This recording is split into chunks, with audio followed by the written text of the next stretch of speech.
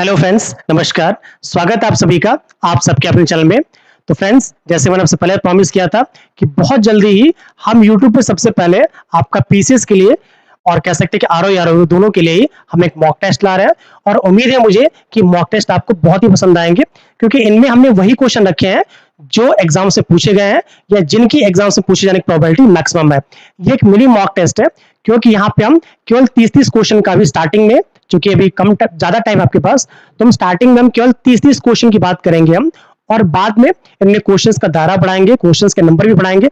अभी स्टार्टिंग में हम आसान आसान क्वेश्चन देखेंगे और फिर धीमे धीमे हम टफ क्वेश्चंस की तरफ भी बढ़ेंगे। तो फ्रेंड्स, आप कमेंट करके पक्का ये बताइएगा कि इस टेस्ट सीरीज में आपके कितने क्वेश्चन सही हो रहे हैं। ये जो टेस्ट है ये आपके सेक्शन वाइज चलेंगे, कभी साइंस का, कभी इन्वायरमेंट का, फिर आपका पॉलिटी का, ऐसे चलेंगे। और कुछ कह सकते हैं कुछ टेस्ट के बाद जब सभी सब्जेक्ट्स के आपके 10-10 टेस्ट हो जाएंगे, तो आप ये देखेंगे कि हम फिर आपके मिक्स टेक्स्ट भी लाना स्टार्ट करेंगे, जो कि आपके लिए, आपकी तैयारी के लिए बहुत ही इंपॉर्टेंट होगा। तो फ्रेंड्स, अगर आप चाहते हैं वीडियोस और भी हम बनाते रहें, तो प्लीज हमारे चैनल को लाइक, शेयर और सब्सक्राइब कर दीजिए। और आपके जो भी कमेंट हो उसको प्लीज कमेंट बॉक्स में जरूर दीजिएगा, ठीक है। और जो लोग भी लाइव हो, मैं सबका वेट कर रहा हूँ, सबका वेलकम कर रहा हूँ मैं, कि आप आइए हमारे चैनल पे जुड़िए। और आपको जो भी क्वेश्चन सही लगता है या गलत लगता है, आप क्वेश्चंस को अटेम्प्ट करने की कोशिश करिए। क्या करिए आप क्वेश्चंस को अटेम्प्ट करने की कोशिश करिए, क्योंकि जब क्वेश्चंस को आप अटेम्प्ट करने की कोशिश करते हैं तो क्या होगा, बहुत होगा, गलत होगा या सही होगा, दो ही हो सकता है, तीसरा तो कुछ होगा नहीं। बट ट्राई टू अटेम्प्ट करने की कोशिश करिए। विश्वास मानिए, डेली इसी टाइम क्लास आपको मिलेगी और भी सब्जेक्ट की क्लास चलेंगी। अगर आप जुटे रह रहे हैं तो आप ये देखेंगे कि कम समय में आपकी अच्छी खासी तैयारी हम करा देंगे, क्योंकि केवल क्वेश्चन आंसर सेशन नहीं, हम कोशिश करेंगे कि उस आंसर की डिटेल में भी जाए, ठीक है फ्रेंड्स। तो स्टार्ट करते हैं। ये हमारे क्या है, ये आपका टारगेट 125 का है। विश्वास मानिए, एग्जाम्स के दिन तक मेरे साथ जुड़े रहिए। आपका जो टारगेट 125 है, इसके बहुत नजदीक आपको मैं लेके चला जाऊंगा। कुछ मेहनत आपकी रहेगी, कुछ मेहनत मेरी रहेगी, ठीक है। ये किसके मॉक टेस्ट है, तो ये आपकी जो टेस्ट मॉक टेस्ट है, ये आपके यूपीपी से 2024। इसके साथ साथ जो आरओ का री एग्जाम जो कैंसिल हुआ है, क्योंकि आपको पता है दोनों के लिए बहुत अंतर नहीं है। लोग भले कहते हैं कि भाई पीसीएस आरओ में केवल फैक्चुअल आता, नहीं भाई, वो जमाना चला गया। अगर आपने 11 फरवरी का पेपर देखा होगा, तो अगर लीक नहीं हुआ होता तो मुझे लगता है कट ऑफ 120 से अब नहीं जाती। पेपर बहुत अच्छा बनाता, स्तरीय बनाता, ठीक है। तो मैं जीएस की बात कर रहा हूँ, ठीक है। ये टॉप 30 क्वेश्चन हमारे, जो कि सब्जेक्ट वाइज है। ये टेस्ट हमारा फर्स्ट है और ये लाइव क्लास 6 बजे लगभग स्टार्ट ही हो गई है, ठीक है। और आज का हमारा टॉपिक जो साइंस से रिलेटेड है, ठीक है। सब्जेक्ट भी नेक्स्ट टॉपिक मिल जाएगा आपको। ये हम साइंस की बात करें, ठीक है। चलिए स्टार्ट करते हैं। तो हमारा पहला क्वेश्चन है, आइए जो लोग भी लाइव हो पहले क्वेश्चन की तरफ बढ़ते हैं। तो हमारा पहला क्वेश्चन है कि एक दंत चिकित्सक द्वारा रोगी के दांतों की जांच के लिए उपयुक्त दर्पण कौन सा है। आपको पता होगा, जो आपके डेंटिस्ट होते हैं या आपके जो दंत चिकित्सक होते हैं, तो उन्हें जब रोगी की जांच करनी होती है, तो वो मेनली एक इस टाइप का उनके पास ग्लास, अगर आप भगवान ने करेंगे आप कभी आपको किसी डॉक्टर के पास जाना पड़े, डेंटिस्ट के पास, तो आप देखो उनके पास एक इस टाइप का इंस्ट्रूमेंट होता है, इसमें से बड़ी स्लाइन होती है और यहाँ पे एक दर्पण लगा होता है। तो आपको उसी दर्पण का नाम बताना है। ऑप्शंस आपके हैं, ए अवतल दर्पण, बी उत्तल दर्पण, सी समतल दर्पण और डी बेलनाकार दर्पण। जल्दी से इसका आंसर दीजिए, काफी लोग लाइव है, करीब 13 लोग लाइव है। भाई फटाफट इसका आंसर दीजिए जल्दी से, या इट्स वेरी इंपॉर्टेंट, जल्दी से आंसर दीजिएगा आप सभी लोग, ठीक है। गलत सही चिंता न करिए, आंसर बस दीजिए, ठीक है। तो अवतल, उत्तल, समतल, बेलनाकार। तो पहला दिमाग कर लीजिएगा, भाई बेलनाकार तो होगा नहीं, आपने देखा होगा बेलनाकार होगा नहीं। समतल, भाई समतल दर्पण क्यों रखेंगे, भाई समतल दर्पण से तो समान साइज का देखेगा, तो इसको बिल्कुल हटा दीजिए। अब बचता है हमारा अवतल दर्पण और उत्तल दर्पण। तो आपको पता होगा, जो अवतल दर्पण होता है, इसमें हम बड़ी चीजों को छोटे में देखते हैं। और हमें जब कोई डॉक्टर अगर मान लीजिए यहाँ पे दांत को देख रहा है, तो उसे क्या, उसे छोटी चीज बड़ी दिखनी चाहिए ना, तो किसका उपयोग करेंगे हम, तो हम अवतल दर्पण का उपयोग करेंगे। तो जिन फ्रेंड्स ने अवतल दर्पण लगाया है, उन सभी का आंसर बिल्कुल सही है। हाँ मोहित ठाकुर, आपका आंसर बिल्कुल सही है, वेरी गुड, ठीक है। चलिए आइए और आगे बढ़ते हैं। तो नेक्स्ट क्वेश्चन है हमारा कि टेलीविजन के दूरस्थ नियंत्रण के लिए किस प्रकार के विद्युत चुंबकीय विकिरण का उपयोग किया जाता है। आपको पता होगा, जो चुंबक होता है, ठीक है, चुंबक का दूरस्थ, सॉरी यहाँ पे टेलीविजन का दूरस्थ नियंत्रण। तो यहाँ पे दूरस्थ नियंत्रण कहने का मतलब, ये आप घबराइए नहीं, हिंदी थोड़ी टफ होती है। तो दूरस्थ नियंत्रण कहने का मतलब होता है जो रिमोट, आप रिमोट से चलाते हैं, रिमोट से कार चलती है, रिमोट से टीवी चलती है। तो जो रिमोट होता है वो किस प्रणाली पे वर्क करता है। ऑप्शन देख लीजिएगा। ऑप्शन हमारे पास है, ए आपका अवरक्त किरणें, बी पराबैंगनी किरणें, सी दृश्य किरणें, और आपका ऑप्शन डी क्या है, उपरोक्त में से कोई नहीं। जल्दी से आंसर देने की कोशिश करिएगा, कौन सा आंसर आपका सही है। देखिए भाई 14 लोग लाइव हो गए, आंसर दे दिया करो भाई कि कौन सा ऑप्शन इसमें सही है। ऑप्शन ए अवरक्त किरणें, ऑप्शन बी पराबैंगनी किरणें, ऑप्शन सी दृश्य किरणें, और ऑप्शन डी उपरोक्त में से कोई नहीं। तो इसका सही आंसर हो जाएगा आपका इंफ्रारेड रेज। इसको हम अवरक्त किरणें या हम इंफ्रारेड कहते हैं। क्या कहते हैं, इंफ्रारेड कहते हैं। तो जो भी आपका ब्लूटूथ हो गया, ब्लूटूथ डिवाइस हो गया, या टीवी का टीवी का रिमोट होगा, किसी टाइप का रिमोट होगा, तो वहां पे आपका अवरक्त किरणें वर्क करती है। ऑप्शन हमारा क्या सही हो जाएगा, ऑप्शन हमारा ए बिल्कुल सही। ठीक है, चलिए आइए मूव करेंगे अपने अगले क्वेश्चन की तरफ। तो अगला क्वेश्चन हमसे बोल रहा है कि प्रशीतन खाद्य प्रशिक्षण में मदद करता है। प्रतिशन खाद्य प्ररक्षण में मदद करता है। थोड़ा सा हिंदी टफ है, ठीक है। प्रशीतन का मतलब होता है चिलिंग या कूलिंग, इसको हम कूलिंग कह देते हैं, समझ में आ जाएगा आपको कूलिंग। जो कूलिंग होता है वो खाद्य प्ररक्षण, मतलब कह सकते हैं कि आप आपका फूड प्रिजर्वेशन, क्या बोलते हैं इसको हम, फूड प्रिजर्वेशन। जो प्रशीतन होता है या ठंडा करना जो होता है वो फूड प्रिजर्वेशन में मदद करता है। क्यों, ए जीवाणुओं को मारकर, बी जैव रासायनिक अभिक्रियाओं की दर को कम करके, सी एंजाइम क्रिया नष्ट करके, और डी खाद्य पदार्थ को बर्फ की परत से ढककर। जल्दी से आंसर दीजिएगा, काफी लोग लाइव है, फटाफट आंसर देने की कोशिश करिएगा कि इसमें कौन सा आपका सही है। जल्दी से आंसर दीजिएगा, ठीक है। चलिए, तो प्रशीतन आपको पता होगा कि क्या होता है कि जो फल होते हैं या जो सब्जियां होती हैं, तो उनको क्या करते हैं, उनको हम कोल्ड स्टोरेज में रखते हैं। कहां रखते हैं हम, कोल्ड स्टोरेज में। अब आप कहेंगे सर कोल्ड स्टोरेज का काम क्या है, तो कोल्ड स्टोरेज जो होता है ये आपका ठंडा कर देता है। जो भी सबस्टेंस उसमें हम रखते हैं उसको क्या करता है, ठंडा कर देता है। और ठंडा करने से होगा क्या, ठंडा करने से होगा ये कि जो भी हमने सब्जी फल या मीट हमने जो भी सबस्टेंस रखा है, ये मेनली हाँ, हमने जो भी ईटिंग सबस्टेंस रखा है वो सारे लिविंग सबस्टेंस है। सारे लिविंग सबस्टेंस है, मतलब लिविंग सबस्टेंस से मिलकर बने हुए हैं या उन्हीं से बने हुए हैं। तो जो जब हम उनको चिल कर देते हैं तो होता यह है कि उनकी बॉडी में जो बायोकेमिकल प्रोसेस होती है, उनकी बॉडी में जो जैव रासायनिक क्रियाएं होती हैं, जो उनकी बॉडी में जो जैव रासायनिक क्रियाएं होती हैं उनकी दर को कम कर देता है। जो जैव रासायनिक क्रियाएं होती हैं, अब आप कहेंगे सर ये क्या होता है, जो जैव रासायनिक क्रियाएं होती हैं उनकी दर को वो कम कर देता है। अब आप कहेंगे सर इससे क्या होगा, आपको पता होगा अगर आप थोड़ी सी केमिस्ट्री पढ़ी है कि जो रेट ऑफ रिएक्शन होता है, मतलब जो अभिक्रिया करने की दर होती है, जब टेम्परेचर या जब आपका ताप बढ़ता है तो अभिक्रिया करने की दर क्या होती है, इंक्रीज करती है या बढ़ती है। इस कॉन्सेप्ट को आप याद रखिएगा।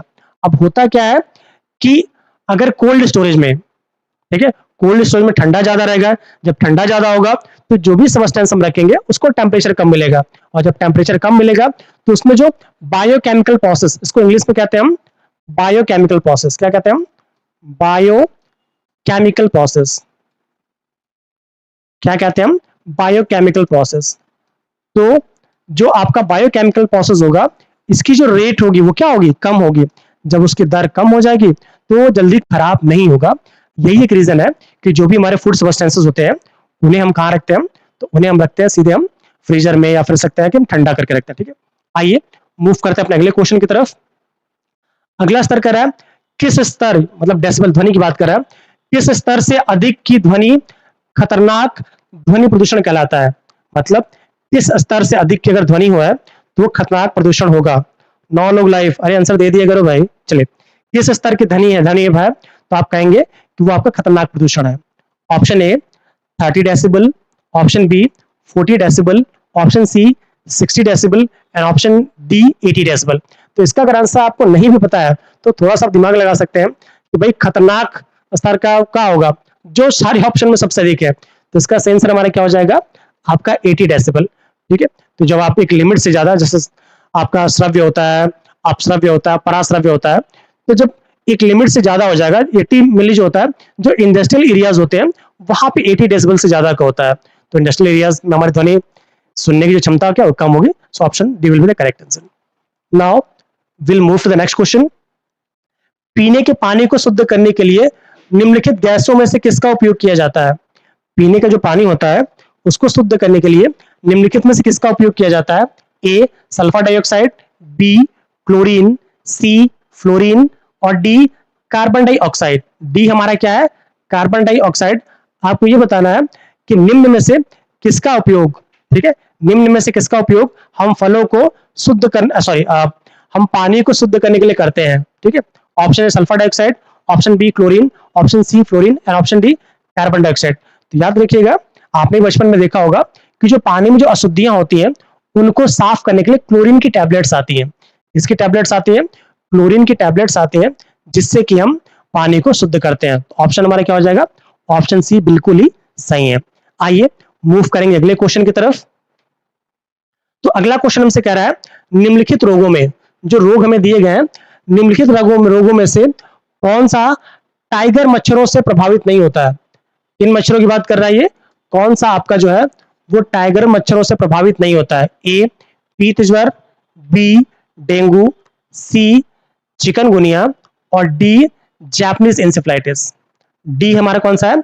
Japanese encephalitis. तो ये हमसे पूछा जा रहा है कि इनमें से कौन सा आपका टाइगर मच्छरों के द्वारा प्रभावित नहीं होता है। ये बहुत इंपॉर्टेंट क्वेश्चन था। तो एक बीमारी होती है जापानीज इंसेफ्लाइटिस। क्या कहते हैं? जो जापानीज इंसेफ्लाइटिस होती है, ये क्यूलेक्स मच्छर, ये फीमेल क्यूलेक्स जो होता है उसी काटने से फैलता है। तो याद रखिएगा कि जो आपका जापानीज इंसेफ्लाइटिस है वो आपका क्यूलेक्स मच्छरों काटने से फैलता है। तो ऑप्शन ये गलत है। आइए हम अगला क्वेश्चन देखते हैं कि बच्चों में प्रोटीन की कमी से या न्यूनता से निम्न में से कौन सा रोग उत्पन्न हो जाता है? बच्चों में अगर प्रोटीन की कमी होती है, ठीक है, तो निम्न में से कौन सा रोग उत्पन्न हो जाता है? ए मरासमस, बी पेलाग्रा, सी बेरी और डी ये रिकेट्स एंड निकेट्स नहीं है, डी हमारा क्या है? रिकेट्स। इसमें से कौन सा रोग हो जाता है? काफी लोग लाइव है, कोशिश करिए इनका आंसर देने की जल्दी से। साफ नहीं दिख रहा, चलिए नेक्स्ट हम ध्यान रखें ऊपर का साफ दिखे, ठीक है। तो इसका कौन सा ऑप्शन सही होगा? जल्दी से बताने की कोशिश करें, जल्दी से सभी लोग।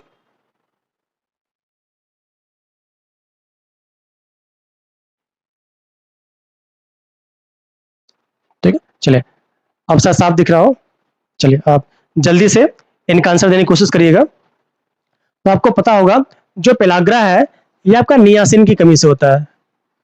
इसकी कमी से जो आपका एक विटामिन बी1 है, बी3 को नियासिन कहते हैं, उसकी कमी से आपका पेलाग्रा हो जाता है। जो बेरी है, ठीक है, ये आपका राइबोफ्लेविन थायमिन, तो आपका जो थायमिन है, थायमिन जिसको हम कहते हैं बी1 कहते हैं, उसकी कमी से आपका बेरी हो जाता है। जो रिकेट्स होता है ये विटामिन डी की कमी से, इसकी कमी से विटामिन डी की कमी से हमारा रिकेट्स, मतलब देख रहे हैं सारे के सारे विटामिन है। तो बच्चा हमारा क्या? मरासमस। तो जो मरासमस होता है ये आपका प्रोटीन, इसकी कमी से, ये आपका प्रोटीन की कमी से आपको मरासमस नामक रोग हो जाता है। मिली बच्चों की बात कर रहे हैं हम, ठीक है। चलिए हम और आगे चले भाई, काफी लोग लाइव रह रहे हैं पर आप लोग आंसर नहीं दे रहे हैं, ठीक है, कोई बात नहीं, आंसर दे दिया करिए, ठीक है। चलिए हम और आगे चलते हैं। तो नेक्स्ट क्वेश्चन हमसे कह रहा है, सूर्य के प्रकाश के अदृश्य भाग से प्रकाश संश्लेषण किया जा सकता है। मतलब सूर्य के प्रकाश आपको पता होगा दृश्य होता है, अदृश्य होता है, पराबैंगनी, अलग अलग भाग होता है। तो कह रहा है सूर्य के प्रकाश से अदृश्य भाग से, मतलब जो दिखाई ना दे रहा है, अदृश्य भाग से प्रकाश संश्लेषण किया जाता है। किसके द्वारा? ए कुछ वृक्षों के द्वारा, बी कुछ बैक्टीरिया के द्वारा, सी कुछ कवकों के द्वारा और डी कुछ फफूंदों के द्वारा। तो इसका सही आंसर हमारा क्या हो जाएगा? ऑप्शन बी, जो कुछ बैक्टीरियाज हैं, ठीक है, जो कि आपका सनलाइट ना रहे तो भी प्रकाश संश्लेषण कर लेते हैं, ठीक है। चलिए हम और आगे चलते हैं कि प्रोटीन की प्रचुरता वाले खाद्य पदार्थों में उपस्थित अमीनो अम्ल टायरोसिन के बारे में निम्नलिखित तत्वों में से कौन सा सही नहीं है? ठीक है, मतलब प्रोटीन की प्रचुरता वाला एक अम्ल कौन सा हमारा है? टायरोसिन। तो टायरोसिन के बारे में निम्नलिखित में से कौन सा एक सही नहीं है, हमको ये बताना है। ए यह ऊर्जा के स्तर को बढ़ाने में सहायता कर सकता है, बी यह भावनात्मक और पर्यावरणीय दबावों का सामना कर सकता है, सी यह उदासी से लड़ सकता है, डी यह बुढ़ापे के लिए उत्तरदायी मुक्त मुल्कों के विरुद्ध रक्षा कर सकता है। ठीक है, जल्दी से बताइएगा कि जो टायरोसिन का काम क्या है। तो याद रखिएगा जो टायरोसिन जो कि एक अमीनो एसिड्स है, को पता होगा प्रोटीन जो होते हैं, proteins are generally made up of amino acids, proteins जो होते हैं अमीनो एसिड से मिलकर बने होते हैं। तो जो आपका ऑप्शन डी दिख रहा है, तो ये बुढ़ापे के लिए जो उत्तरदायी जो मुक्त मूलक है उनसे लड़के हमारी एजिंग को थोड़ा सा कम कर सकता है। ठीक है, चलिए और आगे देखते हैं कि ब्लैक होल की जानकारी सर्वप्रथम किसने दी थी। जो ब्लैक होल है इसके बारे में सबसे पहले किसने दिया था। ऑप्शन हमारे पास A Hermann Bondi, option B Meghnad Saha, option C S Chandrasekhar and option D J V Narlikar. तो आपको ये बताना है इनमें से कौन है ऐसे, ठीक है, इनमें से ऐसे कौन से वैज्ञानिक है जिन्होंने सबसे पहले ब्लैक होल के बारे में बताएगा। सारे ऑप्शन देख लीजिए और जल्दी से इनका आंसर देने की कोशिश करिए। देखिए जो हम ब्लैक होल की घटना की बात कर रहे हैं, आपको पता होगा कि ब्लैक होल के बारे में सबसे पहले जो बताने का काम है ये आपका एस चंद्रशेखर साहब ने इसके बारे में हल्की सी जानकारी दी थी। तो सबसे पहले ब्लैक होल के बारे का जो श्रेय है वो हम सुब्रमण्यम चंद्रशेखर साहब को देते हैं। ठीक है, चलिए आइए मोरा के चलते हैं कि कार के पीछे आने वाले यातायात को देखने के लिए, जैसे कार के पीछे देखते हैं ना आता है, निम्नलिखित में से किस प्रकार के दर्पण का उपयोग करते हैं। आपको पता होगा, ऑप्शन देख लीजिएगा। पहला क्वेश्चन अगर आपने देखा है तो इसका आराम से आप आंसर दे देंगे। ए उत्तल है ये, ठीक है, ए उत्तल दर्पण का, बी अवतल दर्पण का, सी समतल दर्पण का और डी गोली दर्पण का। तो गोली बिल्कुल हटा दीजिए, समतल हटा दीजिए, इन दोनों की बात कर रहे हैं। तो आपको थोड़ी देर पहले मैंने बोला था कि जो आपका उत्तल दर्पण होता है ये कम एरिया में ज्यादा चीजों को, मतलब छोटी छोटी चीजों को करके दिखाता है। तो चूंकि हम कार का जो रियर व्यू में देखते हैं, साइड वाला व्यू, तो क्या होता है, तो आप देखते हैं कि उसमें हमें दूर की चीजें भी दिखाई देती हैं। जब दूर की चीजें भी हमें देखनी है तो क्या करेंगे हम, तो हम कॉन्वेक्स मिरर का यूज करते हैं, या हिंदी में क्या कहते हैं उसको, हम आपका उत्तल दर्पण का उपयोग करते हैं। किसका, उत्तल दर्पण का, क्योंकि इसमें जो वस्तुएं होती हैं वो छोटी छोटी हमें दिखाई देती है और काफी अच्छी मात्रा में दिखाती है। एक रीजन है, ठीक है। इसका एक और कारण भी है, पहले के जमाने में जब इतना ज्यादा सीसीटीवी कैमरा नहीं था तो जो दुकानदार होते थे वो दुकान के कोने में एक बड़ा सा शीशा जहां वो बैठते थे उसके पास एक बड़ा सा आपका उत्तल दर्पण लगा लेते थे। कौन सा दर्पण, वो उत्तल दर्पण लगा लेते थे, जिससे कि पूरे के पूरे दुकान का व्यूज जो था वो उनके पास दिखता रहता था। तो इसको भी आप याद रखिएगा, ठीक है। चलिए और आगे चलते हैं हम। तो नेक्स्ट क्वेश्चन हमसे कह रहा है कि आइंस्टीन को नोबेल पुरस्कार दिया गया था, क्यों दिया गया था। ए सापेक्षता के सिद्धांत के लिए, बी ब्राउनियन गति के लिए, सी प्रकाश विद्युत प्रभाव के लिए और डी ठोसों की विशिष्ट ऊष्मा के लिए। ये तो है ही नहीं, ब्राउनियन मूवमेंट को रॉबर्ट ब्राउन ने बताया था। इन दोनों की बात कर रहे हैं। तो पहला हमारा सापेक्षता सिद्धांत के लिए और प्रकाश विद्युत प्रभाव के लिए। तो जो आपका आइंस्टीन साहब को जो दिया गया था वो आपका प्रकाश विद्युत प्रभाव के लिए दिया गया था, ना कि आपका सापेक्षता के लिए, ठीक। आइए हम अगला क्वेश्चन देखेंगे। अगला क्वेश्चन हमसे कह रहा है कि प्रेशर कुकर में भोजन कम समय में तैयार हो जाता है। क्या होता है, जो आपका प्रेशर कुकर होता है उसमें जो भोजन है, खाना जो है वो कम समय में तैयार हो जाता है, क्यों। ऑप्शन ए जल का क्वथनांक बढ़ जाता है, ऑप्शन बी जल का क्वथनांक घट जाता है, ऑप्शन सी भोजन कम उष्मा लेता है एंड ऑप्शन डी इनमें से कोई तो हटा दीजिए, ठीक है। इनमें से भोजन कम उष्मा लेगा ये तो संभव नहीं है, ये भी हटा दीजिए। अब इसमें कि जल का क्वथनांक बढ़ जाता है या जल का क्वथनांक घट जाता है। देखिए जब आप जाएंगे, आप प्रेशर कुकर की बात करेंगे तो प्रेशर कुकर में क्या होता है, प्रेशर कुकर में होता ही है कि प्रेशर बाहर निकल नहीं पाता, जनरेट नहीं पाता है। पानी आपने बॉयल कर दिया, तो जब आपने पानी बॉयल कर दिया है, ठीक है, तो होगा ये कि इसका जो बॉइलिंग पॉइंट था जिसमें इसको बॉयल करना था, क्योंकि प्रेशर जब ज्यादा होगा तो बॉइलिंग पॉइंट क्या होगा, कम हो जाएगा। तो यही एक रीजन है कि जो जल का क्वथनांक होता है वो क्या होता है, वो आपका घट जाता है। यही एक रीजन है कि खाना जो होता है कम समय में आसानी से पक जाता है। देखिए भाई काफी लोग लाइव हो, आंसर दे दिए। अगर ये पहला टेस्ट है, ये लगातार आपके एग्जाम तक ये टेस्ट चलते रहेंगे। तो आपसे उम्मीद है टेस्ट पसंद आ रहा है या नहीं पसंद आ रहा है, आप इसको लाइक करते रहा करिए।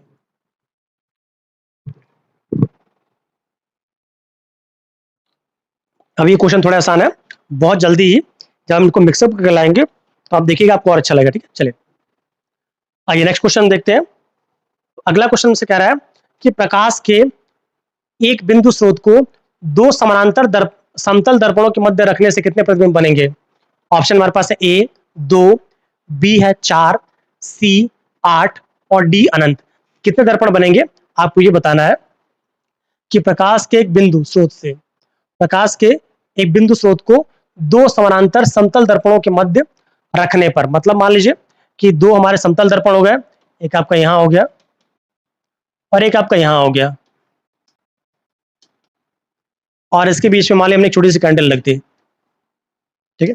तो अब ये पूछा जा रहा है इसके कितने प्रतिबिंब बनेंगे, आपको ये बताना है कि इसके कितने प्रतिबिंब बनेंगे, आपको जल्दी से बताना है। ऑप्शन हमारे पास है 2, 4, 8 अनंत।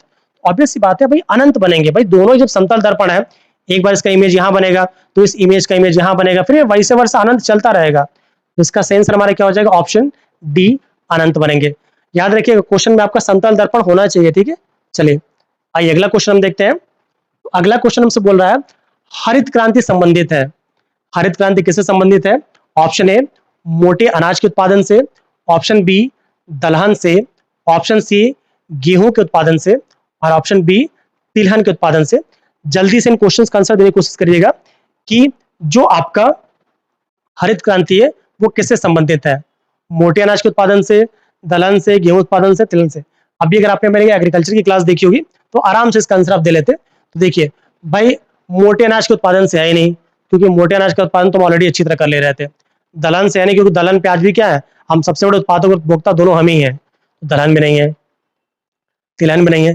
बचा हमारा क्या, गेहूं का उत्पादन, क्योंकि जो हरित क्रांति थी, ठीक है, जिसके जनक हमारे कौन है, एम एस स्वामीनाथन साहब है। भारत में जो हरित क्रांति उसके जनक कौन है आपके, एम एस स्वामीनाथन साहब है। जब पूरे विश्व की बात की जाएगी, पूरे वर्ल्ड की बात की जाएगी, तो याद रखिएगा जब पूरे विश्व की बात की जाएगी तो नॉर्मल ई बोरलॉग साहब, कौन आपके हैं, नॉर्मल ई बोरलॉग साहब है। उन्हें विश्व में हरित क्रांति का जनक कहा जाता है। और हरित क्रांति का जो सबसे अधिक फायदा बना है वो आपका गेहूं की फसल ने उठाया है। किसने, आपका गेहूं की फसल ने। और अगर हम भारत की बात करें या इंडिया में बात करें, तो इंडिया में किस क्षेत्र ने उठाया, तो बता सकते हैं सर, पंजाब हरियाणा का जो क्षेत्र है उन्होंने बहुत ज्यादा इसका फायदा उठाया है।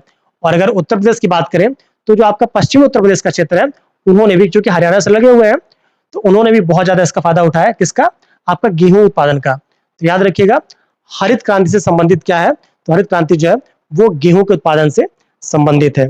आइए हम और आगे चलते हैं अपने अगले क्वेश्चन की तरफ। भाई जो लोग लाइव हो देते रहा करिए।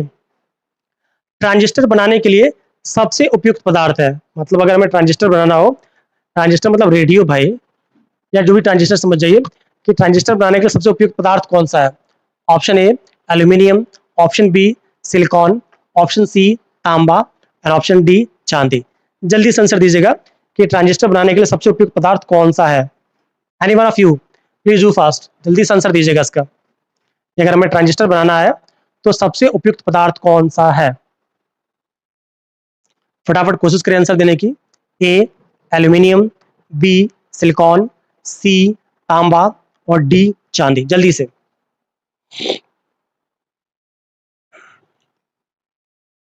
चलिए पहले आप कुछ ऑप्शंस को एलिमिनेट, सपोज कर आपको आंसर नहीं आता है तो आइए कुछ ऑप्शंस को एलिमिनेट करते हैं।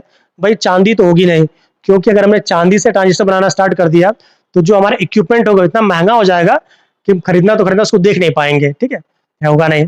तांबा सिलिकॉन और एल्यूमिनियम में बात करते हैं, तो आपको पता होगा इसमें तांबा और एल्यूमिनियम दोनों ही विद्युत कच्चे सुचालक हैं।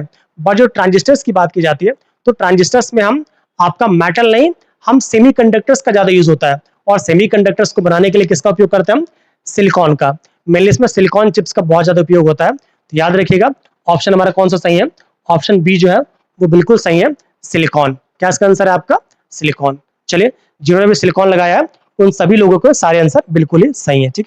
आइए मूव करते हैं अगले क्वेश्चन की तरफ। निम्नलिखित में से कौन सही सुमेलित नहीं है, means which of the following is not correctly matched, आपको ये बताना है। ऑप्शन देख लीजिएगा, ऊन एक प्रोटीन है, I don't know. B rayon रूपांतरित स्टार्च है, हो सकता है। सी रबर एक प्राकृतिक बहुलक है, एंड डी फ्लोरीन कार्बन का एक अपर रूप है। आपको बताना है इनमें से कौन सा सुमेलित नहीं है। बहुत ही अच्छा क्वेश्चन है भाई, तो किसी को कंफ्यूज कर दे, इसमें कौन सा एक सुमेलित नहीं है। ऊन एक प्रोटीन है, रेयॉन एक रूपांतरित स्टार्च है, सी रबर एक प्राकृतिक बहुलक है, और डी फ्लोरीन एक कार्बन का अपर रूप है। जल्दी से बताइएगा, काफी लोग लाइव है, कोशिश किया करिए जल्दी से आंसर देने की। चलिए कोई बात नहीं। हाँ राधा, अनुराधा सॉरी, आपका आंसर बिल्कुल सही है। आइए हम इसको और आगे देखते हैं। चलिए, तो आपको पता है ऊन, ऊन जो होता है जो हम एनिमल से प्राप्त करते हैं, ऊन जो होता है, तो किसी भी एनिमल का बाल जो होता है, किसी भी एनिमल का बाल हो गया, उसके खूर हो गए, उसके नाखून हो गए, उसके सींग हो गए, कुछ भी, ये सारे के सारे सब्सटेंस जो प्रोटीन के बने होते हैं। किसके बने होते हैं?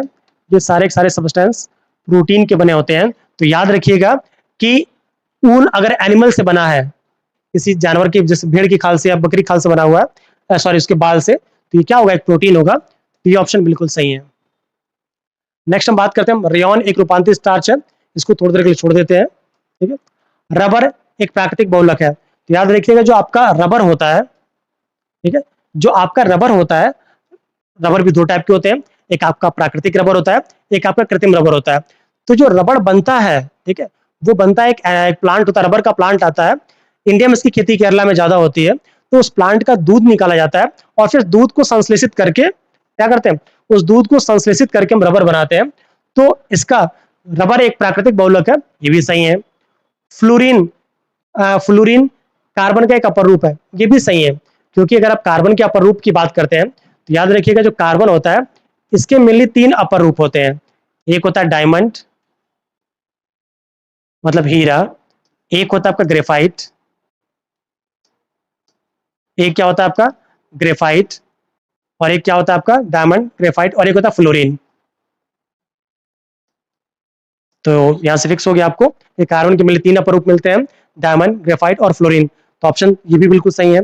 तो बचा हमारा क्या? रेयॉन। तो रेयॉन जो होता है एक रूपांतरित स्टार्च नहीं है, एक नियोप्रीन है। ठीक है, चलिए आइए हम और आगे चलते हैं कि सीएफएल का पूर्ण फॉर्म, जो सीएफएल होता है, सीएफएल के पहले बल्ब आते थे, अब तो लगभग गायब ही हो रहा है सीएफएल बल्ब, अब एलईडी बल्ब का जमाना आ गया। तो सीएफएल का फुल फॉर्म क्या है? A compact fluorescent lamp, B centrally fixed lamp, C chemical fluorescent lamp, और डी कंडेंस फ्लोरेसेंट लैंप। तो सिंपल सा इसका आंसर सबका सीएफएल पता ही होगा आपको। इसका सही हमारा क्या हो जाएगा? Option A. इसका फुल फॉर्म क्या होता है? Compact fluorescent lamp. क्या होता है इसका? Compact fluorescent lamp. और बाकी तीनों क्या है? गलत है। आइए मूव करते हैं अगले क्वेश्चन की तरफ। अगला क्वेश्चन हमसे कह रहा है, निम्नलिखित विद्युत अपघट्यों में से किसको कार की बैटरी में प्रयोग किया जाता है? आपको अलग अलग ऑप्शंस दिए गए। A sodium sulphate, B nitric acid, C sulphuric acid, और डी पोटेशियम नाइट्रेट। आपको जल्दी से बताना है इनमें से किसका उपयोग, इनमें से किसका उपयोग हम करते हैं। आप कहेंगे किसके लिए? तो कार की बैटरी में। जल्दी से बताइएगा, काफी लोग लाइव हैं भाई, देखिए बार बार मैं आ जाता हूँ देखने के लिए। तो आप जल्दी से बताइए कि इसमें से कौन सा आंसर बिल्कुल सही है, किसका उपयोग हम करते हैं कार की बैटरीज में। जल्दी से।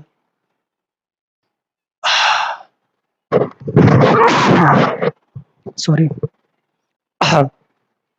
जल्दी से बताइएगा इनमें से किसका उपयोग हम कार की बैटरी में करते हैं। देखिए sodium sulphate, nitric acid, sulphuric acid, potassium nitrate. तो इसका सही आंसर हो जाएगा, हमारा हो जाएगा आपका सल्फ्यूरिक एसिड। जो आपका कंसंट्रेटेड सल्फ्यूरिक एसिड होता है, इसका फॉर्मूला हमारा क्या होता है? H2SO4। जो आपका कंसंट्रेटेड सल्फ्यूरिक एसिड होता है, इसी का उपयोग हम कार की बैटरी में करते हैं। इसका याद रखिएगा, ठीक है। चलिए आइए हम अगला क्वेश्चन देखते हैं। तो अगला क्वेश्चन हमसे कह रहा है कि सीएनजी है, सीएनजी क्या होता है, सीएनजी का फुल फॉर्म क्या है? उसी बेस्ड क्वेश्चन आ गया है। A compressed natural gas, B cyanogen natural gas, C condense nitrogen gas, और डी पोटेशियम नाइट्रेट। डी हमारा क्या है? Potassium nitrate. तो आपको जल्दी से बताना है कि सीएनजी क्या है। देखिए सीएनजी होता है आपका एलपीजी होता है, और एक हमारा क्या होता है? पीएनजी होता है। इनसे अलग अलग क्वेश्चन आ रहा है बार बार कि सीएनजी क्या होता है, आपका एलपीजी क्या होता है, और आपका पीएनजी क्या होता है। जल्दी से बताइएगा। देखिए जो आपका एलपीजी होता है, एलपीजी का फुल फॉर्म होता है liquefied liquefied petroleum gas, liquefied petroleum gas. ये किसका फुल फॉर्म है? तो ये आपका एलपीजी का फुल फॉर्म है। नेक्स्ट हम बात करते हैं पीएनजी की। तो पीएनजी का फुल फॉर्म क्या होता है? तो पीएनजी का फुल फॉर्म होता है pipeline natural gas, pipeline natural gas. ये भी आप समझ गए होंगे। अब बात करें सीएनजी की। तो सीएनजी का सिंपल सा नेचुरल गैस तो सब में है, तो ये तो हटा दीजिए, ये दोनों ऑप्शन हट गए। इन दोनों में बात करते हैं साइनोजन नेचुरल गैस और आपका कंप्रेस्ड नेचुरल गैस। तो आपको पता हो साइनोजन ऐसी कोई गैस ही नहीं होती है। तो हमारा बचेगा क्या? तो हमारा बचा है आपका कॉम्प्रेस्ड नेचुरल गैस। क्या हमारा है? Compressed natural gas. तो ये जो आपका ऑप्शन है, कौन सा आपका ऑप्शन है, जो ऑप्शन ए है कॉम्प्रेस्ड नेचुरल गैस, ये आपका सही आंसर है। अब आप कहेंगे क्यों सही आंसर है, क्योंकि यहाँ पे जो सीएनजी की बात करते हैं, जो सीएमबी जो कॉम्प्रेस्ड नेचुरल गैस है, बहुत बार ये पूछा जाता है कि सर जो सीएनजी है इसका कंपोजिशन क्या है, क्या है, जो आपका सीएनजी है इसका कंपोजिशन क्या है। तो याद रखिएगा, मेनली हम जो सीएनजी का कंपोजिशन की बात करते हैं ब्यूटेन वगैरह होती है, ठीक है, ब्यूटेन हो गया, फिर आपका मीथेन हो गया, ये इसकी मेन कंपोजिशन, ठीक है। चलिए आइए हम और आगे चलते हैं।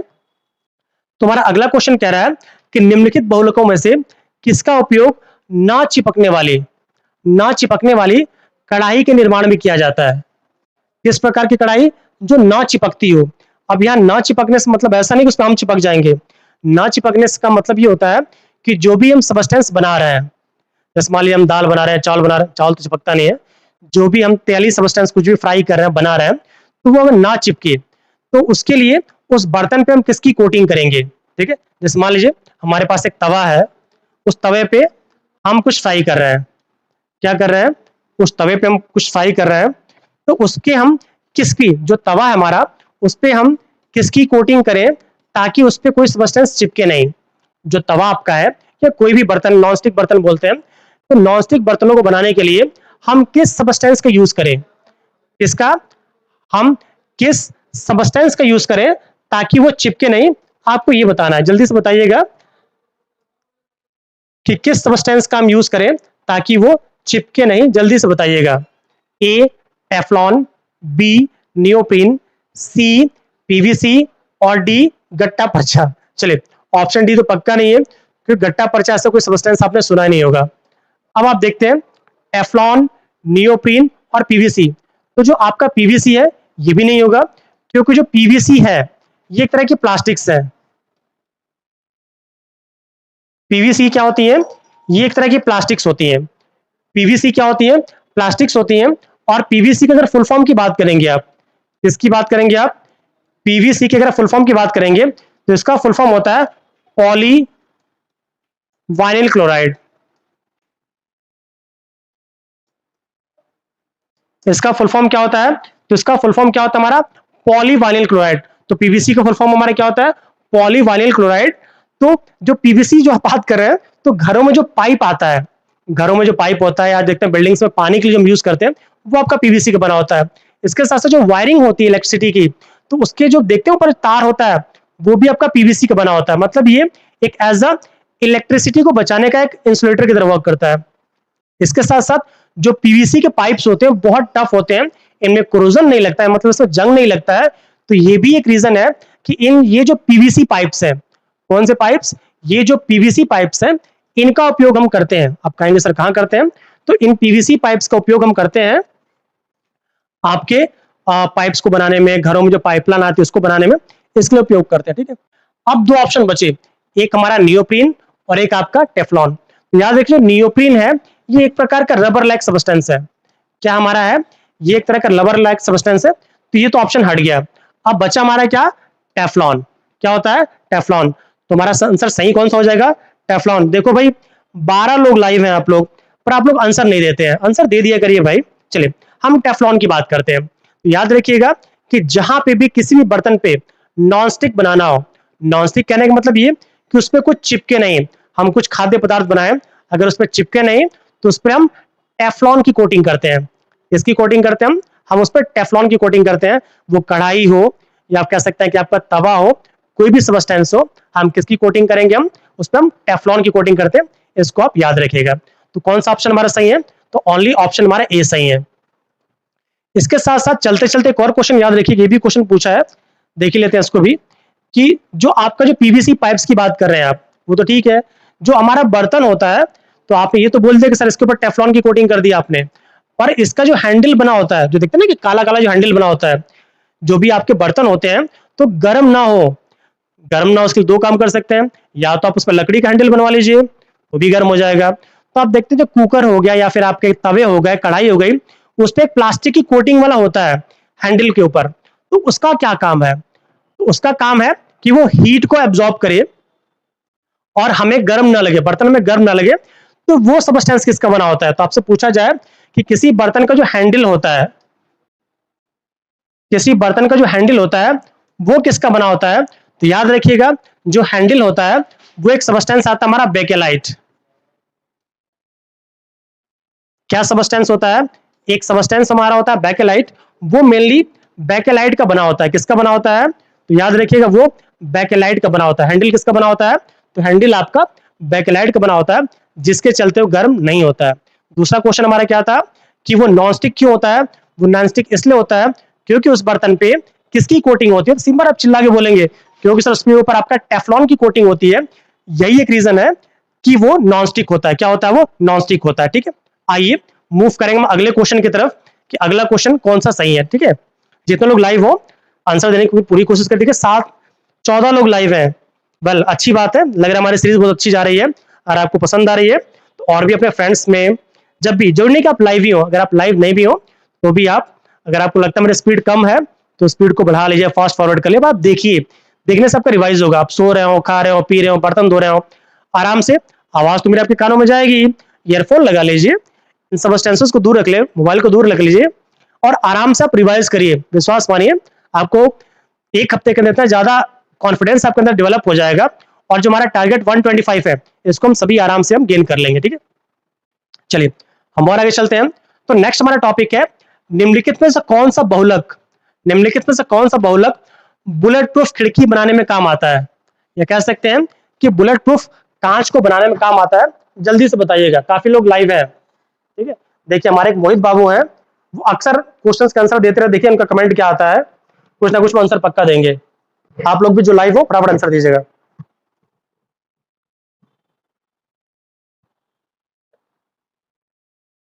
जल्दी से आंसर दीजिएगा भाई इसका।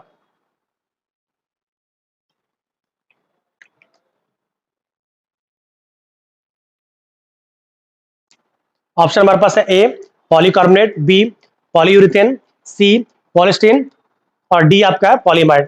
तो इसका सेंस हमारा क्या हो जाएगा? सेंस हो जाएगा ऑप्शन डी पॉलीमाइड। पॉलीमाइड का यूज किया जाता है, पॉलीकार्बोनेट का भी यूज करते हैं हम इसको बनाने में। ठीक है, आइए मूव करते हैं अगले क्वेश्चन की तरफ कि फेरोमेन्स सामान्यतः उत्पन्न किया जाता है। कि फेरोमेन्स आपको पता होगा केमिकल सबस्टेंस है, इसको सामान्यतः उत्पन्न करता है। मतलब कौन सा ऐसा एनिमल है जो इसको सामान्यतः उपयोग, आई मीन इसको रिलीज करते हैं।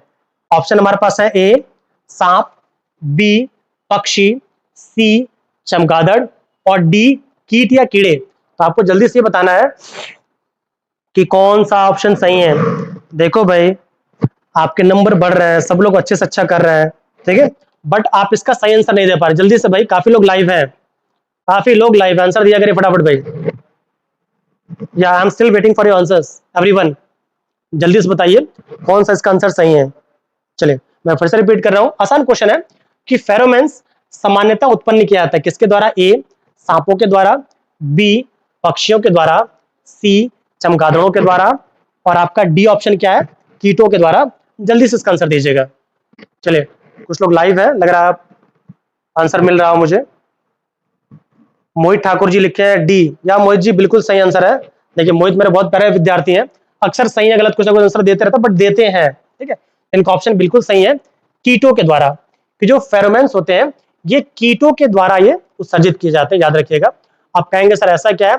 जो कीड़े होते हैं, जो आपके कीड़े होते हैं, ये केमिकल सबस्टेंस फेरोमेन्स को निकालते हैं, जिसके चलते, ठीक है, जिसके चलते अदर एनिमल्स होते हैं इनकी तरफ अट्रैक्ट होते हैं और फिर इसी चलते खा लिए जाते हैं। ठीक है, याद रखिएगा कि फेरोमेन्स मतलब इसको खुशबू से समझ जाएगा कि कीड़ों के द्वारा आपका फेरोमेन्स का उपयोग किया जाता है। ठीक है, चलिए और आगे देखते हैं।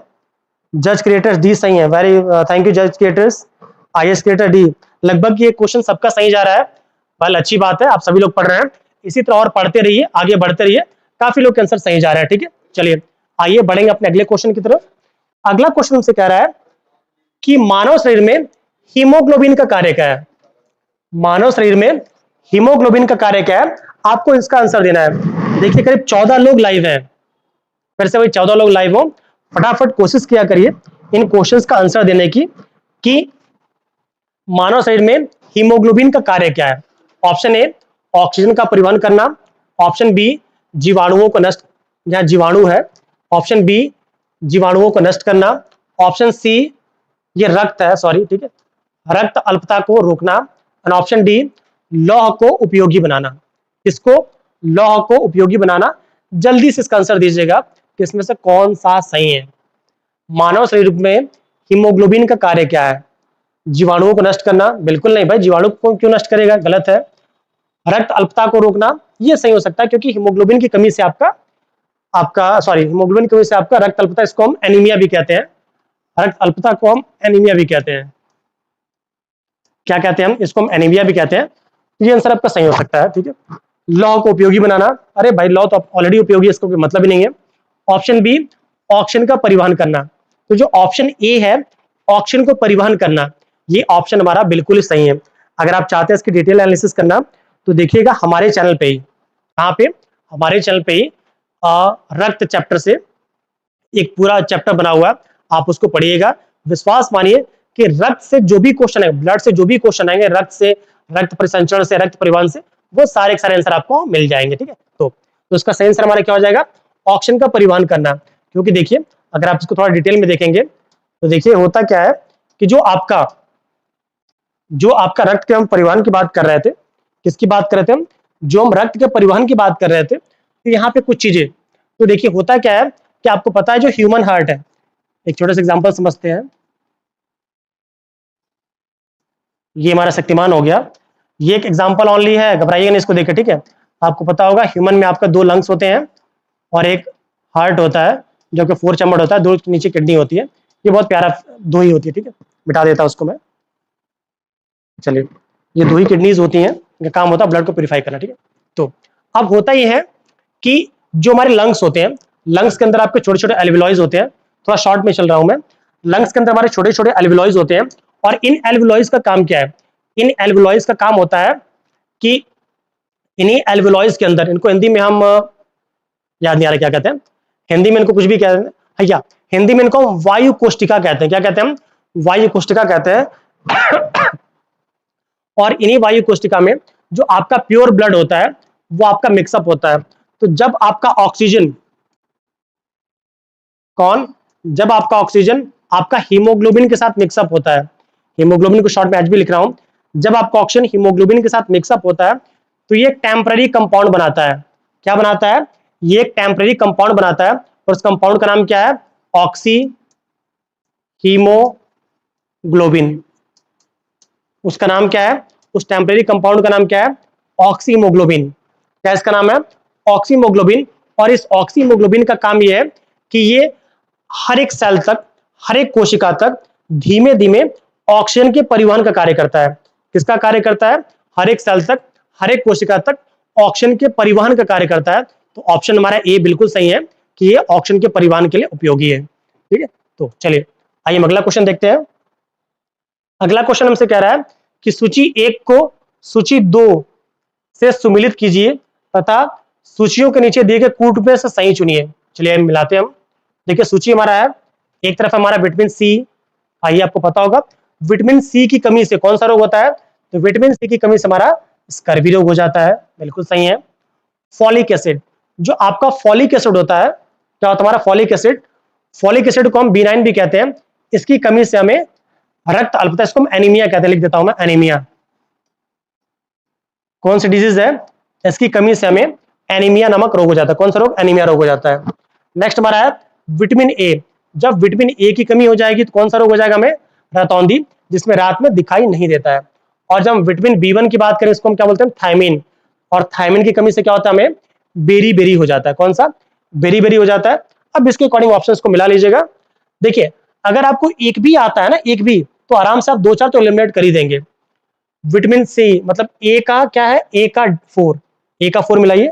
ए का 4 मतलब एक ऑप्शन ये हट गया, एक ऑप्शन आपका ये हट गया, इन दोनों में देखना ए का 4। अब देखिए बी का 3, बी का 3 किसमें है? वाह, देखिए बी का 3 दोनों में है भाई, काफी दूर तक लड़ाई जाएगी, ठीक है। चलिए कोई बात नहीं। सी में आते हैं तो सी का 1, सी का 1, सी का 1, चलिए तो ऑप्शन हमारा सी का 1 यहाँ है, तो ऑप्शन ए क्या है? बिल्कुल ही सही है। तो उम्मीद है ये भी आपको क्वेश्चन आराम से कर लेंगे, ठीक है। चलिए आइए बढ़ते अगले क्वेश्चन की तरफ। अगला क्वेश्चन कह रहा है, फिर से क्वेश्चन साथ रिपीट हो रहा है कि मानव शरीर में हीमोग्लोबिन का कार्य क्या है? तो याद रखिएगा जो ह्यूमन बॉडी होती है, जो आपका मानव शरीर होता है, इस शरीर में हीमोग्लोबिन का एक ही काम है, वो क्या है? ऑक्सीजन का परिवहन करना। क्या काम करता है ये? ऑक्सीजन को परिवहन करने का काम करता है। तो याद रखिएगा ऑप्शन ए हमारा क्या है, बिल्कुल ही सही है। साथ रिपीट हो रहा है क्या, आई डोंट नो। अगला देख लेते हैं, निम्न में से कौन सा पौष्टिक तत्व अस्थि एवं दांतों के निर्माण एवं मजबूती के लिए आवश्यक नहीं है। अरे वाह, आवश्यक नहीं है बोल रहा है, ध्यान रखिएगा कौन सा आवश्यक नहीं है, क्या बोल रहा है, निम्न में से कौन सा दांतों की मजबूती एवं निर्माण के लिए आवश्यक नहीं है। ऑप्शन हमारे पास है A calcium, B phosphorus, C fluorine और डी आयोडीन। जल्दी से इसका आंसर देने की कोशिश करिएगा, देखिए काफी लोग लाइव है, जल्दी से इसका आंसर दीजिए जल्दी से। हाँ, आप सभी लोग एक बहुत ही प्रतिष्ठित प्लेटफॉर्म पे हैं जहां पे आपको एग्जाम से पहले ऐसे बहुत से टेस्ट पेपर मिलेंगे और हम पूरी कोशिश करेंगे कि आपकी पूरी की तैयारी पूरी होती ही जाए। वेल आइए, तो ऑप्शन ए हमारे पास calcium, option B phosphorus, option C chlorine fluorine. देखिए सिंपल सी बात है भाई, आप सुनते आते हैं, आप टीवी में डेली प्रचार देखते हैं कि भाई दूध पीजिए तो आपकी हड्डियां मजबूत होंगी। दूध में क्या मिलता है, कैल्शियम। फॉस्फोरस ले लीजिए, हड्डियां मजबूत करेगा। फ्लोरीन, दांतों में क्या कहते हैं, क्या आपके दांतों में फ्लोरीन है, तो यहां से आप याद रखिएगा कि फ्लोराइड फ्लोरीन पे हमें मिल जाता है। तो तीनों के तीनों जो है, तीनों के तीनों कौन सा आपका, कैल्शियम फॉस्फोरस फ्लोरीन, ये तीनों के तीनों ही आपके दांतों की या कह सकते हैं कि हड्डियों की मजबूती के लिए है। बट जो आयोडीन है, ऑप्शन डी, ये इनकरेक्ट है, क्योंकि जो आयोडीन है ये अस्थियों की मजबूती के लिए नहीं है। आयोडीन की कमी से क्या हो जाता है, इसकी कमी से हमें ग्वाइटर क्या हो जाता है, इसकी कमी से हमें ग्वाइटर हो जाते हैं। हिंदी में क्या कहते हैं, हम घेंगा कहते हैं। क्या कहते हैं, इसे हिंदी में हम घेंगा कहते हैं, इसलिए इसको आप याद रखिएगा, ठीक है। चलिए आइए मूव करते हैं अगले क्वेश्चन की तरफ। अगला क्वेश्चन से कह रहा है, को कैल्सिफेरॉल रासायनिक यौगिक का सामान्य नाम है। को कैल्सिफेरॉल जो है किस रासायनिक यौगिक का सामान्य नाम है। ऑप्शन हमारे पास है ए, ऑप्शन देख लीजिएगा, ऑप्शन हमारे पास है ए हड्डी कैल्शियम का, ऑप्शन बी विटामिन डी का, ऑप्शन सी विटामिन बी का, and option D vitamin C का। तो अगर आपको रासायनिक नेम पता है तो जल्दी से आंसर दीजिए जल्दी से। चलिए काफी लोग लाइव हैं भाई, वेरी गुड, बहुत अच्छा लग रहा है। चलिए, तो जब इसकी बात करते हैं हम, हड्डी कैल्शियम, भाई हड्डी कैल्शियम क्या होता है, हड्डी कैल्शियम तो कुछ होता नहीं है, तो ऑप्शन हटा दीजिए। Vitamin D, I don't know about the vitamin D. Vitamin B, तो विटामिन बी पूरा बी कॉम्प्लेक्स है, तो विटामिन बी कॉम्प्लेक्स का कोई एक एग्जैक्ट एक साइंटिफिक नेम नहीं है, तो ये भी ऑप्शन हट गया। विटामिन डी और सी बचा, तो आपको पता होगा जो विटामिन सी है इसका साइंटिफिक नाम क्या होता है, सिट्रिक एसिड। क्या होता है, citric acid, sorry ascorbic acid. क्या नाम होता है इसका, एस्कॉर्बिक एसिड। ये तो है ही नहीं, बचा हमारा क्या, विटामिन डी। तो जो आपका विटामिन डी होता है ये दो टाइप का होता है, इसको D1 D2 कहते हैं, या ऐसे याद रखिएगा, जिसके दो नाम होते हैं। एक होता है आपका को कैल्सिफेरॉल और दूसरा हमारा क्या होता है, अर्गो कैल्सिफेरॉल। क्या नाम होता है, एक होता है अर्गो कैल्सिफेरॉल और एक क्या होता है, को कैल्सिफेरॉल। तो याद रखिएगा विटामिन दो फॉर्म में मिलता है, एक आपका अर्गो कैल्सिफेरॉल और एक आपका को कैल्सिफेरॉल। तो किसका रासायनिक नाम है, तो ऑब्वियस सी बात है विटामिन बी का ही क्या है ये, सॉरी विटामिन डी का ही क्या ये रासायनिक नाम है। आइए मूव करते हैं अगले क्वेश्चन की तरफ। अगला क्वेश्चन हमसे कह रहा है कि होमी भाभा पुरस्कार या होमी जहांगीर भाभा पुरस्कार भी कह सकते हैं, निम्न में से किस क्षेत्र में विशेष योगदान के लिए दिया जाता है। निम्न में से किस क्षेत्र में विशेष योगदान के लिए होमी जहांगीर भाभा पुरस्कार दिया जाता है। ऑप्शन हमारे पास है ए सैद्धांतिक भौतिकी, बी नाभ की ऊर्जा, सी लेजर भौतिकी और डी अंतरिक्ष अनुसंधान। जल्दी से बताइएगा, काफी लोग लाइव हैं, इसका कौन सा आंसर सही होगा। चलिए देखिए, सैद्धांतिक भौतिकी में इनका उपयोग है नहीं, आपको पता होगा जो होमी जहांगीर भाभा साहब है, इनको भारत में हम न्यूक्लियर एनर्जी का, कह सकते हैं न्यूक्लियर पावर का, भारत में इनको हम न्यूक्लियर पावर का जनक बोलते हैं। तो अब यहां सब समझ गए होंगे इसका आंसर क्या होगा, कि जब भारत में जब न्यूक्लियर पावर के जनक है तो इनको जो मिलेगा किस क्षेत्र में मिलेगा, तो इनको मिलेगा आपका नाभ की ऊर्जा के क्षेत्र में। किस क्षेत्र में, तो इनको नाभ की ऊर्जा के क्षेत्र में इनको मिलता है। तो आंसर आपका डी बिल्कुल सही, सॉरी ऑप्शन बी बिल्कुल सही है। आइए मूव करते हैं अगले क्वेश्चन की तरफ। किसी व्यक्ति का पूरा प्रतिबिंब देखने के लिए एक समतल दर्पण की न्यूनतम ऊंचाई होती है या कितनी होनी चाहिए। ऑप्शन ए व्यक्ति की ऊंचाई के बराबर, ऑप्शन बी व्यक्ति की ऊंचाई की आधी, ऑप्शन सी व्यक्ति की ऊंचाई का 1/4 और ऑप्शन डी व्यक्ति की ऊंचाई से दोगुनी। चलिए, काफी लोग लाइव है, जल्दी से आंसर देने की कोशिश करिए इसका कि कौन सा ऑप्शन सही होगा। या everyone please try to answer these questions, everyone. या चलिए, आप लोग में से कुछ लोग आंसर देने की कोशिश कर रहे हैं, नहीं दे रहे हैं, कोई बात नहीं, मैं इसकी बात करता हूं। याद रखिएगा, जब किसी भी व्यक्ति को अपनी फुल ऊंचाई देखनी हो किसी समतल दर्पण में, तो उसे अपनी ऊंचाई का, सपोज उसकी जो हाइट है, इसका फॉर्मूला होता है हाइट अपॉन 2। उसकी जो हाइट है उसमें 2 से डिवाइड कर दीजिए, जो आएगा उतना ही उसको आवश्यकता होगी देखने के लिए समतल। सपोज करिए एक व्यक्ति है, उसकी हाइट है 6 फीट, 2 से डिवाइड कर दीजिए, कितना आएगा 3 फीट। तो आप ये कह सकते हैं कि उस व्यक्ति को अपनी पूरी ऊंचाई देखने के लिए 3 फीट के समतल दर्पण की आवश्यकता है। यहां अगर आप देखते हैं कि किसी व्यक्ति का पूरा प्रतिबिंब देखने के लिए न्यूनतम कितना है, व्यक्ति की ऊंचाई के बराबर, ऑप्शन ए बिल्कुल गलत है, ऑप्शन बी व्यक्ति की ऊंचाई की आधी, ये बिल्कुल सही है, और सारे क्या है, गलत है। तो फ्रेंड्स, अभी हमने पूरा का पूरा अपने सीरीज में हमने 30 क्वेश्चन देख लिए, और उम्मीद है ये सीरीज आपको बहुत ही पसंद आ रही होगी। तो प्लीज हमारे चैनल को लाइक, शेयर और सब्सक्राइब करते रहिए, और डेली आप हमारे साथ 6 बजे जुड़ सकते हैं, जहां पे डेली अभी 30 क्वेश्चन का बाद में हम आसान क्वेश्चंस को देख रहे हैं, धीमे धीमे इसका हम लेवल बढ़ाएंगे और हम क्वेश्चंस का नंबर भी बढ़ाएंगे, और भी सब्जेक्ट्स के आपको, जैसे साइंस हो गया, एनवायरमेंट हो गया, और भी क्वेश्चंस के आपको क्वेश्चन मिलते रहेंगे। तो अगर आप चाहते हैं कि आपकी तैयारी पूरी हो, तो प्लीज हमारे साथ डेली जुड़िए शाम को 6 बजे, और आपके जो भी क्वेरीज हैं उनको प्लीज बताइए, हम पूरी कोशिश करेंगे उनको कंप्लीट करने की। तो फ्रेंड्स, आज के लिए इतना ही, मिलते हैं अगले वीडियो में। Till then keep learning, keep smiling. जय हिंद। और हाँ, प्लीज इन वीडियोस को अपने फ्रेंड्स में, अपने ग्रुप्स में पक्का भेजिए, ताकि हमारा भी उत्साहवर्धन हो, और लाइक तो पक्का कर दीजिएगा, ठीक है। चलिए, मिलते हैं अगले क्लास में।